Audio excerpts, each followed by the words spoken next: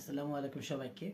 আজকে ইসলাম ধর্মের আত্মা বা রূহ নিয়ে কিছু কথা বলবো, যেটা আসলে আমারও মাঝে মাঝে মনে হতো যে আসলে এই জিনিসটা কি হয়, কেন হয়, বা ওরা কোথায় যায়।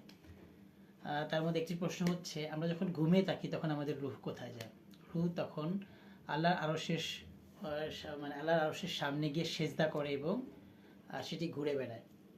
দুই নাম্বার হচ্ছে, আমরা যখন হঠাৎ করে ঘুম থেকে উঠলে একটা ঝাটকা অনুভব করি কেন? এটা হচ্ছে রূহ তখন খুব দ্রুত আমাদের শরীরে চলে আসে, আর এই স্নায়বিক একটা ওই মানে ঝাটকা লাগে আর কি, এটা খুব দ্রুত এসে শরীরে ঢুকে যায় এবং যার কারণে আমরা একটা স্নায়বিক ঝাটকা অনুভব করি।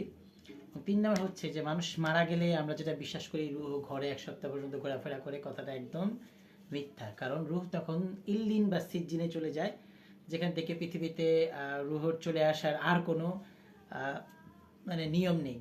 যার কারণে এই তিনটা জিনিস আমার কাছে মনে হয়েছে যে আমি তো জানি না, তো জানার খোঁজ করলাম এবং জানতে পারলাম এবং মনে হলো যে আমাদের অনেকেই জানে না, তাই জানিয়ে দিলাম। তো ধন্যবাদ সবাইকে।